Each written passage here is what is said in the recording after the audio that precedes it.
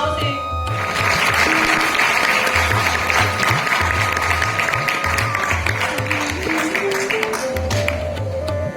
मैं उनसे पुनः आग्रह करती हूँ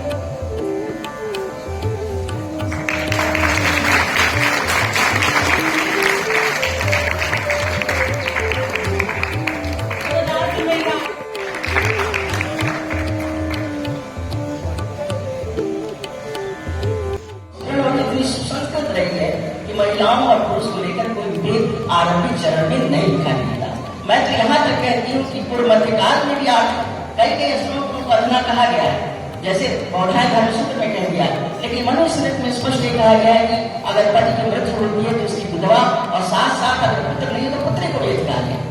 आज हमारे यहाँ आप ये जानते हैं कि 7 सितंबर 2005 को जो हिंदू और उत्तराधिकार अधिनियम में परिवर्तन हुआ, संशोधन हुआ, उसमें भी हमारी सरकार, हमारा अधिनियम, हमारी संविधान हमको यह अधिकार देता है कि बेटियां भी अपने पुत्र के पिता के द्वारा रचित संपत्ति में बराबर की हकदार है। तो जाहिर सी बात है कि हमारी स्थिति को सुदृढ़ करने के लिए आज भी सतत हमारी सरकार, हमारे अधिनियम खड़े हैं इस सवाल के महिलाओं मुझे कुछ जाती हो जाएगा क्योंकि ऑलरेडी सब लोगों ने बात किया है और पूरी बातों को रखा है। हमारी आदरणीय वाइस चांसलर साहिबा ने भी, आपने प्रोफेसर बिप्ला जी ने भी और वकील साहब ने भी रखा है। Therefore I think कि जो सबसे इम्पोर्टेंट है कि जो इस साल का जो स्लोगन और उसका जो सिग्नल या कहा जाए जो सिंबल दिया गया है, heart and that are two parts, that two people, whether it is a sister and a brother, whether it is a wife or a husband, whether it is a parent and children, it is two parts divided into two, but again still we are one family. The same way male and female are both one family. We are one family. There should be no discrimination. है उसका जो 7 दिवसीय कार्यक्रम है, उसके द्वितीय दिवस है आज, उसमें नुक्कड़ नाटक की प्रस्तुति गोवा के तत्वाधान में इस प्रांगण में हो रही है। जैसा कि आप सभी को पता है कि इस बार का इंटरनेशनल वुमेन्स डे यानी अंतर्राष्ट्रीय महिला दिवस की जो थीम रखी गई है वो है समावेश को प्रोत्साहित करना, यानी इंस्पायर इंक्लूजन। उसी थीम को लेते हुए हम सभी समभाव से स्त्री और पुरुष की समान भागीदारी को कैसे सुनिश्चित करें, चाहे वो हमारे जीवन का कोई भी आयाम हो, कैसे महिला सशक्तिकरण को बढ़ावा दें, हाउ टू फोस्टर जेंडर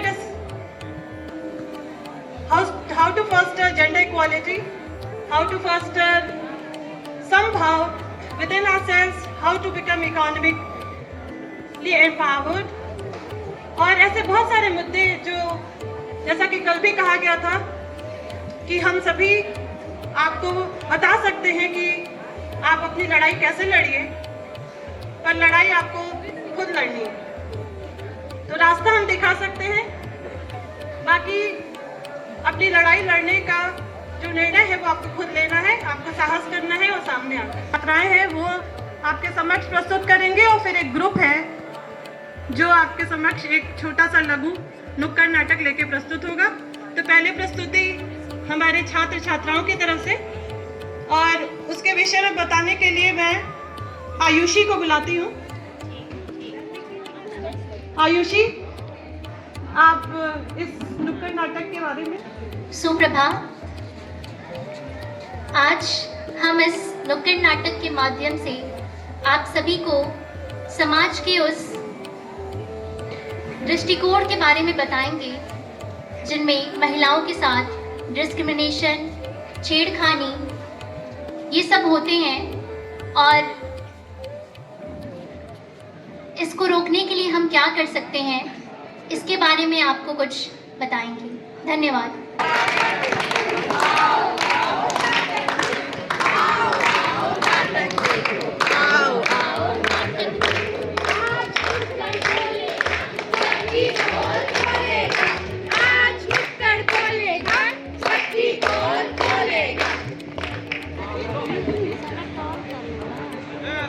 उस देश में जहाँ विभिन्न प्रकार के लोग रहते हैं, स्वागत है आप सभी का भारत माता के उस देश में जहां औरतों को देवी माना जाता है और उन्हीं को गालियों में याद किया जाता है। स्वागत है आप सभी का भारत माता के उस देश में जहां दीवारों पर लिखा जाता है कि भारत माता के उस देश में जहां हर परिवार में कम से कम एक इंसान ऐसा जरूर पैदा होता है जो औरतों को ये कहता है कि अपने सपनों के साथ कॉम्प्रोमाइज करो।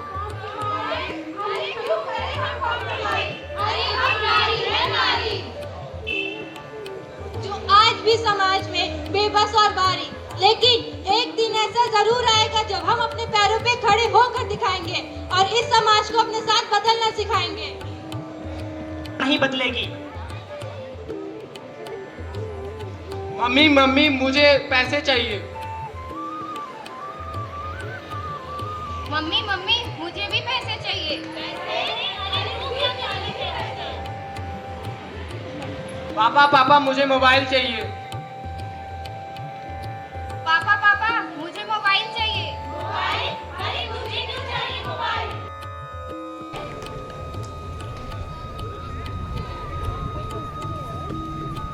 वैसे तो निर्णय लेने का अधिकार हमें है, बट समाज और लोगों के बहकावे में आकर हमारे परिवार वाले ही हमें कहते हैं कि बेटा कॉम्प्रोमाइज करो।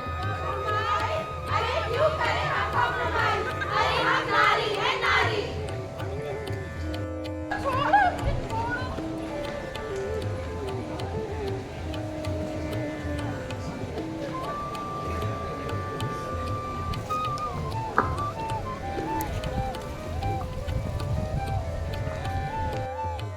देखिए देवी जी, वो लड़की चाहती थी कि उसके साथ ऐसा ही हो। मतलब समझती है ना कि इसलिए वो छोटे कपड़े भी पहन रखी थी।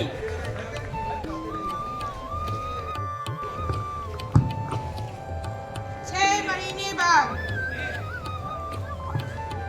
नेताजी 6 महीने बीत गए हैं, अभी तक उस लड़की को न्याय नहीं मिला। इस पर आप क्या कहना चाहेंगे? नहीं नहीं भाई, ऐसा नहीं है। आप तो ऐसे कह रही हैं जैसे हम ही ने सब कुछ किया है। महिलाओं को लेके हम तो हमेशा हित के लिए बात करते हैं। आपके हित चाहने से क्या होगा? अभी तक उस लड़की को न्याय नहीं मिला। उस पर या उसके परिवार पर क्या बीत रही होगी, कभी सोचा है आपने? देखिए देवी जी, एडिट कर लेना। और सिस्टम से अगर आपको इतनी प्रॉब्लम है तो सिस्टम में आइए और देखिए कि क्या चल रहा है। हटिए, चलिए। यूँ तो हमारे देश में रोज हजारों बलात्कार के केसेस आते हैं, जिनमें से आधे से ज्यादा दर्ज भी नहीं होते, जिससे घर और समाज की बदनामी होती है। ऐसे में कुछ लोग ऐसे भी हैं जो कहते हैं बेटा कॉम्प्रोमाइज करो।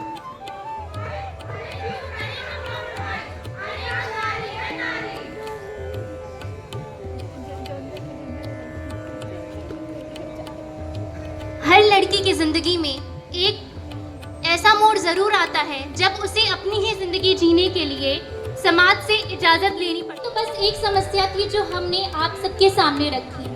अगर उस वक्त हमने कॉम्प्रोमाइज कर लिया होता तो आज भी हम अंग्रेजों के जूते साफ कर रहे होते। वुमेन एम्पावरमेंट का मतलब ये नहीं कि औरत को सहारा दो, औरत इतनी कमजोर नहीं होती। वुमेन एम्पावरमेंट का मतलब है to let her be herself equally in this society. आप लोग सोच बदलिए और साथ दीजिए, देश अपने आप बदल जाएगा।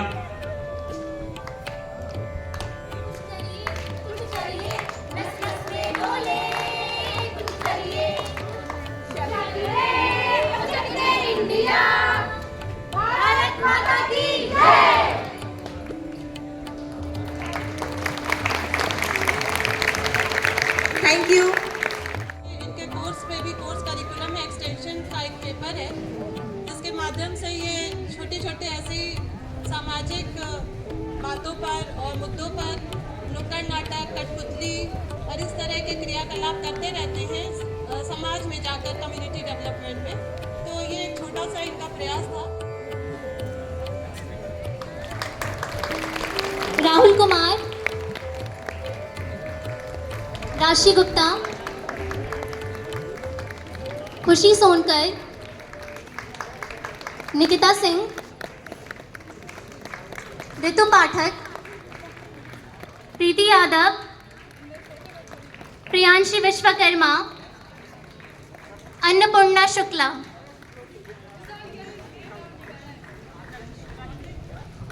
आदि, अंशु।